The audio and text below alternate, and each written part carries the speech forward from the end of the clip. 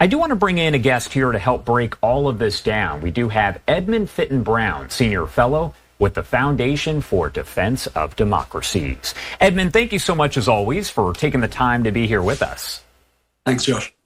And first off, I did want to ask you about this report, this revelation here that Barghouti is not going to be released. Do we know much about him and maybe why that is? Yeah, it's a good question. I mean, he's a sort of totemic prisoner in the sense that he's regarded as a potential future Palestinian leader. So he is unusually prominent. Of course, the Israelis don't want to release him because of the fact that they hold him responsible for certain murders. He's not actually a member of Hamas, so that's another sort of oddity about this. In many ways, he does appear to qualify to be released if you are releasing prisoners who are serving life terms for murder. And of course, the Israelis are proposing to release quite a lot of people who are serving life terms for murder. So I think this is more totemic than anything else. The Israelis are not keen to release him. Hamas are talking about this as if it might become a sticking point. And so that is slightly problematic. And as we take a live look right here, you can see Hostage Square. A lot of folks are gathered. They're holding those signs of the hostages. Also the photos, as I mentioned, of President Donald Trump, who is expected to travel there to the Middle East. He's going to address the Knesset reportedly there on Monday. Everything, though, kind of in flux about that trip in general. How significant is it for President Trump to actually be addressing the Knesset? It's very significant. It's obviously highly symbolic. It speaks to the closeness of the relationship between the United States and Israel and the closeness of the relationship between President Trump and Prime Minister Netanyahu. And of course, it's really important in the sense of reaching out directly to the Israeli people and to the Israeli political establishment so that Benjamin Netanyahu can't spin everything entirely to his own political advantage. And this is very striking. American presidents have a lot of resonance in Israel on a popular level. And of course, it may also help Netanyahu because he does face some pushback from within his own coalition. And so having President Trump there in a sort of hands-on visit and expressing his support for this deal so directly may help Netanyahu to manage political pressures at home. What are some of the key details here? If folks aren't necessarily familiar, they haven't been following each and every development here, what are some of the key sticking points for this ceasefire that I've mentioned does remain fairly fragile? Yeah, the key thing to think of is of a 20-point plan, which is phased. And some of the more difficult sticking points come later in the plan, either in the second phase or in the third sort of longer term phase. The first phase itself looks as if it should be manageable because that is about, first of all, the cessation of actual shooting, which has happened. It's also the Israelis redeploying to the so-called yellow line, which has also happened. And then you have the release of the Israeli hostages and the remains of the deceased hostages, which has to happen by Monday. And of course, that timing would potentially fit with President Trump's visit to Israel. And then you have the Israeli releases of nearly 2,000 Palestinian prisoners, as we already mentioned. And that is, again, the Israelis appear ready to do that unless there's going to be a dispute over the identity of individual prisoners. And then you have the flooding of Gaza with humanitarian aid, which, again, I think will not be problematic. So most of this looks as if it should work. And I think if either side, either Israel or Hamas, causes the deal to fail at the initial stage, they would be risking quite a negative reaction, I think, from President Trump. But then it gets difficult. It gets difficult with the issue of Hamas surrendering, laying down or decommissioning their arms. They don't seem willing to do that. And indeed, there are reports of them deploying large numbers of armed people in Gaza right now, which they say they're doing in order to keep order and to prevent a break, sort of an outbreak of anarchy and looting. But at the moment, they're not saying that they're going to do what President Trump has said in his plan. And then also we have this issue of the transitional authority in Gaza, which is supposed to be a technocratic authority in which Hamas is supposed to play no part.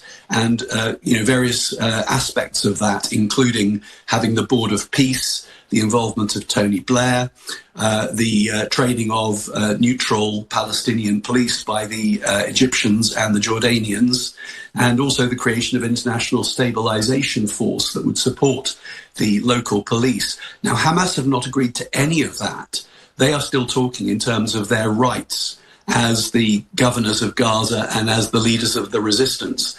And if they continue to hold that line, then of course the ceasefire may happen, the prisoner release and the release of hostages may happen, the influx of aid may happen, but it may go no further at that point. As far as President Trump actually traveling here to the Middle East, when you talk about him going to Israel, him addressing the Knesset, all of that, how significant is the trip itself? Not necessarily just working to put together that ceasefire, but actually visiting the region there. What message would you say that actually sends? Well, it sends, above all, a message of personal commitment by President Trump. And I think that's really important because we shouldn't forget we wouldn't be here right now if it were not for the fact that he has paid so much personal attention to this matter. Prime Minister Netanyahu has been a reluctant negotiator, but he is very anxious to remain in lockstep with President Trump. In the case of Hamas, they were very reluctant to get involved in any kind of negotiation, but they have felt the pressure from President Trump, who, of course, has made some statements that have been really quite forceful to Hamas. You have to get on board with this, or else I will support Israel finishing the job against you. And President Trump has also successfully put pressure on Turkey and Qatar to put pressure on Hamas in turn, so that Hamas doesn't feel that it has friends who are encouraging it to hang tough. So all of this is to do with personal engagement. But President Trump has many other things that he needs to deal with. There are so many issues around the world and, of course, domestically in the United States. And so if his attention wanders away from this deal, then things can start to fall apart. Whereas if he travels to Israel right now and is there on Monday, that is a very strong statement of his investment in the process and his readiness to resume attention to it if it starts to go wrong. Where does all of this, and you kind of touched on this, but where does all of this kind of position the U.S. when it comes to Middle East peace efforts moving forward? Not necessarily just talking about Israel and Hamas, but if there are any other issues that do take place there in the Middle East, and of course, that's always possible, what could the U.S. kind of position itself to do here? Does it look like those countries maybe go to President Trump or the U.S. in general to fix them? Yes, it does. In the end, the reality is that the United States is the only country that has the power to have this kind of transformational positive influence in the Middle East. And that applies to Iran, it applies to Yemen and the Houthis, it applies to Syria. And if the United States were disengaged, then there's nobody else who would be able to step in their place. Neither Russia nor China actually has the ability, either the power or the know-how or the influence or necessarily the ambition to do it. And smaller powers like Turkey are they're not honest brokers. They're already parties to various disputes. So, for example, Turkey has serious disagreements with Israel, so can never be regarded as an honest broker in Syria, for example.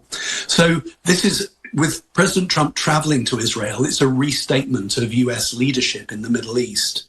Now, of course, that has not always led the US into comfortable places, and some people would not want to see a repeat of things like military engagements in countries like Iraq. But of course, that doesn't have to happen. If the US simply uses its political and economic weight and works efficiently with partners on the ground, you can see from what's happening right now in Gaza, it can make a difference, but it does require sustained engagement. My last question here before I let you go. What should we be watching for in the coming days? Again, we're getting closer to that Monday, 5 a.m. Eastern time deadline for all of the hostages to be released. The ceasefire deal in effect right now on your screen. You can see Palestinians returning home amid that ceasefire. So what do we need to be watching for? So I would say that we need particularly to be watching Hamas. I do not expect that Israel will do anything that blows up this agreement, partly because it's clear that they can fulfill the terms of the initial phase that I talked about earlier, and partly because in the intermediate phase, the most difficult asks are from Hamas.